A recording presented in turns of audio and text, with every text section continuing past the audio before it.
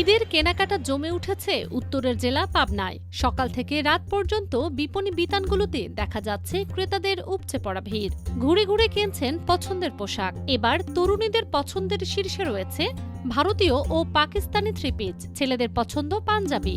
এবার পোশাকের দাম নিয়ে মিশ্র প্রতিক্রিয়া জানিয়েছেন ক্রেতারা। দাম গতবারের চেয়ে একটু বেশি দেখা যাচ্ছে। অন্যান্য বছরে দেখা যাচ্ছে যেটা 3,000 3,500, এবার 4,000 এরকম। প্রত্যেকবার যেরকম সবসময় জাঁকজমকপূর্ণ জিনিসপত্র থাকে, এবার অনেক মার্জিত ধরনের জিনিসপত্র আনা হয়েছে।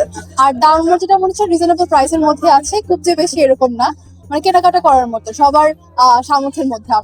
অন্যদিকে ফুটপাতের দোকানে ভিড় করছেন নিম্ন আয়ের মানুষ। আর কেমন নাকি নিলা আমরা গরিব মানুষ যাবো না না আমরা দেখতেছেন নাকি হ্যাঁ গরিব মানুষ আমি বাবু যার যাই আল্লাহ ই করতে যেতে সেই ই করবে, এই তো আল্লাহ পাক সবাই কিন্তু একরকম বানায়নি। ঈদের বাকি এখনো বেশ কিছুদিন। ইতিমধ্যেই ঈদের কেনাকাটায় জমে উঠেছে পাবনার বিপণী বিতানগুলো।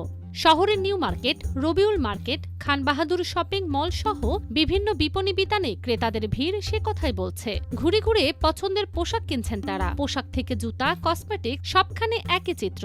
এবার ইনশাল্লাহ কাস্টমার ভালো, বেচাকেনা আমাদের খুব সুন্দর। আগের থেকে তুলনামূলকভাবে এবার অনেক ভালো বেচাকেনা ভালো। ইনশাল্লাহ বেচাকেনা বেশ ভালো হচ্ছে। প্রতিনিয়ত কাস্টমার বাড়ছে, ভিড় বাড়ছে। আর দিল্লি বুটিক্সের কালেকশনটা দিল্লি বুটিক্সের পাশাপাশি আপনার পাকিস্তানি ড্রেসগুলোর কালেকশনটা এবার একটু বেশি এবং কাস্টমারের রেসপন্সও অনেক ভালো।